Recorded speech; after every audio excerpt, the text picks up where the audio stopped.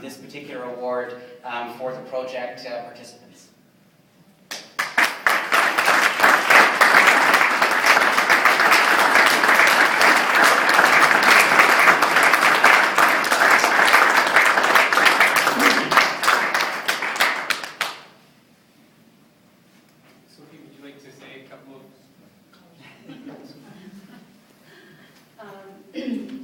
On behalf of the Pimacho-Niki board and the communities of these 5 First Nations that are involved, I wish to thank for the recognition that we're given.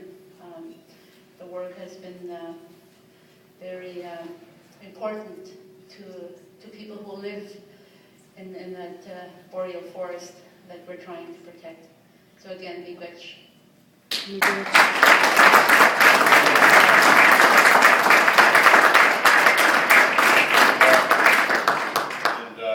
Sophia for the work that she's done, and I noticed her husband's here, Ray, as well. And I know they've been working on their traditional land use plan for many years, and I believe Minister Blakey just announced that that's moving ahead today, the traditional land use plan, under legislation that we put in place specifically for the east side of Manitoba to provide a mechanism for First Nations communities on that side to do land use planning and to have it approved by the provincial government as a way of giving a future sense of direction and vision to how that land will be used over the years. And what's unique about this project, I think, is that it's being driven by local leadership, by people like Sophia and her community. And that local leadership has allowed us as a provincial government to have a partner right in the area where it makes a difference.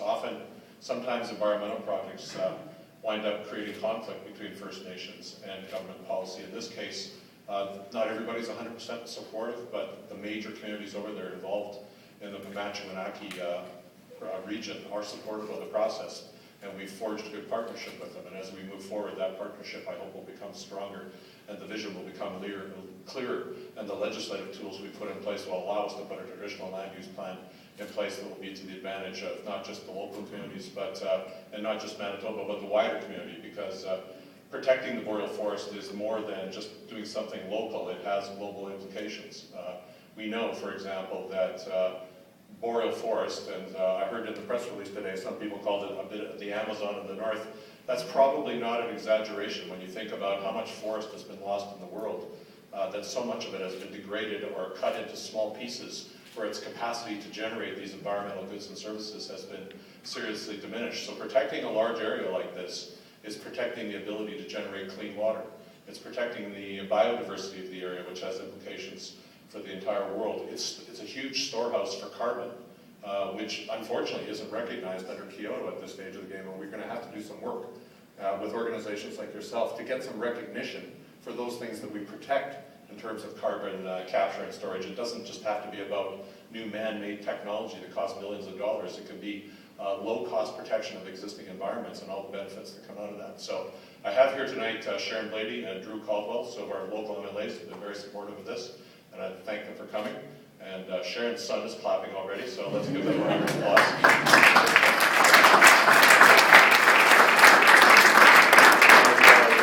Mr. Blakey as well, and I know he met with some of the groups this afternoon. Mr. Bill's been very keen on the climate change file, and this is one of the biggest things we're doing. It is controversial. If you go upstairs later on tonight, you'll see a standing committee on hydro, where they're discussing whether we should put the hydro line down the east side or the west side of the province. We decided not to put the hydro line down through the UNESCO World Heritage Site, which we're working towards designating, because we thought it would cut the site in half. People have said, well, if you can build local roads, why can't you do the hydro line as well? The local roads are to provide local goods and services to the local communities at a time when climate change is making it impossible to keep the winter roads open for a sufficiently long time that we can supply people with the things that we all take for granted on a daily basis: fuel, food, basic essential goods that people need to survive.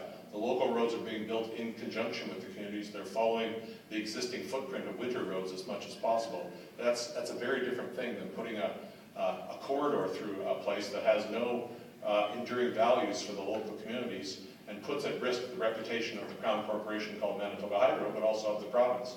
And what we want to do is develop hydro so it's not only a good, reliable green product, but it's seen to be a good, reliable green product by our customers in the United States, in Wisconsin and Minnesota, but also by future customers to the west of us.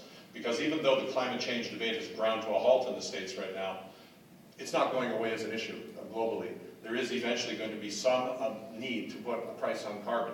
There's going to be some mechanism that comes into place, whether it's cap and trade or carbon tax, that recognizes that negative externalities have to be dealt with as well as positive externalities. This project is about generating positive benefits to the world. It requires government will, it requires community support, it requires the support of organizations like yourselves, and it requires really the support of local citizens at the end of the day. If the local citizens don't support it, we're not in government. And so then you'll have another vision that appears. And so our challenge as a government is not only to do the right thing, but to explain it to the public in such a way that they understand that there's enduring value here. And it's not just a cost driver, it's actually an enduring value in terms of better economic development for the province, in terms of reducing risk for future environmental negative consequences, of reducing risk for the Crown Corporation itself. And I was talking to some of the folks from the Institute of Sustainable Development, and you know, they've put a very conservative price on the goods and services that are protected out of the east side boreal forest. And they've actually left a lot of the values and the benefits out of that equation already.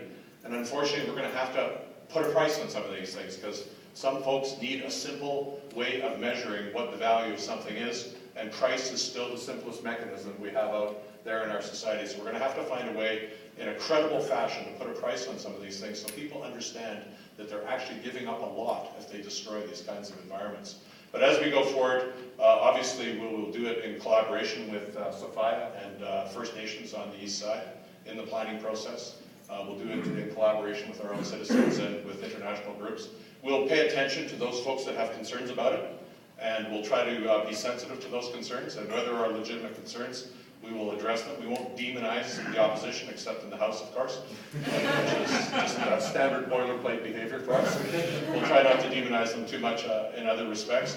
But the reality is that we do have to have a strong debate on the issues in these future elections. There is a lot of people in the public these days that are disengaging from the political process because they can't tell the difference with all the mumbo-jumbo that are going out there. This project makes a difference. We have to make that difference clear to the public. We have to show them that it will benefit them and future generations, and if we do that, we'll be successful. Thank you very much.